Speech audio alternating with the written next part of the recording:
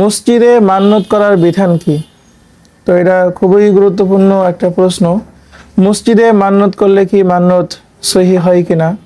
তো প্রথম কথা হলো, মসজিদে যদি কেউ টাকা দেওয়ার মান্নত করে যে আমার যদি এই কাজ হয় তাহলে আমি মসজিদে এত টাকা দান করার মান্নত করলাম, তাহলে এই মান্নত সহি হবে না। কারণ মসজিদে নগদ টাকা যদি কেউ অক্ফ করার মান্নত করে তাহলে অক্ফ যেমন সহি হয় না, এই জন্য তার মসজিদে যদি সে দান করার মান্নত করে তাহলে তার এই মান্নত সহি হবে না।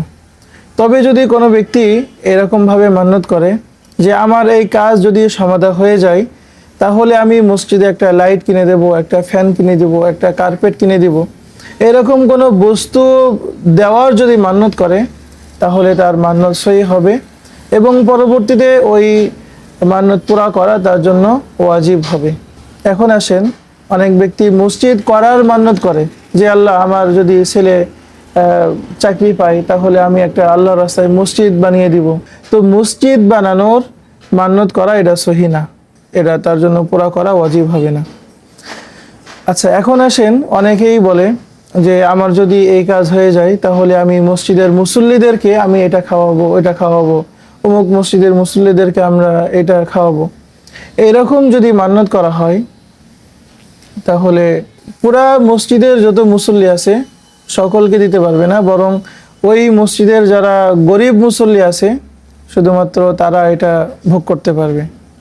এটা যেহেতু মান্যতের জিনিস, আর মান্যতের জিনিস এরা গরিবদেরকে মালিক বানিয়ে দেওয়া শর্ত, এই জন্য সে গরিবদেরকে মালিক বানিয়ে দিবে, যারা ধনী মুসল্লি আছে তাদেরকে দিবে না। আর অনেকেই আবার মান্যত করে থাকে যে এই কাজ যদি হয়ে যায়, গ্রামগঞ্জে এটা খুব বেশি ঘটে, যে মসজিদে আমি মুরগি দান করব, মসজিদে আমি হাঁস দান করব। তো এখানে দেখেন, মসজিদে মুরগি দান করা, তারপরে হাঁস, এটা কিন্তু অক্ফ করা সহি না।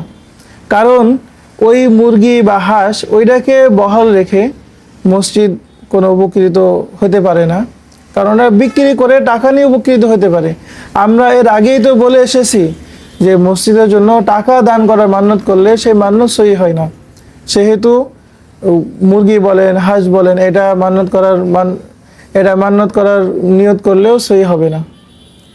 তবে যদি তার উদ্দেশ্য এমন থাকে যে হাঁস মুরগি এটা মসজিদের মুসল্লিদেরকে আমি দিব, তো তার নিয়ত যদি এমন হয়ে থাকে তাহলে সেটা মসজিদে যারা দরিদ্র, অভাবী, গরিব মুসল্লি আছে তারা এটা ভোগ করতে পারবে।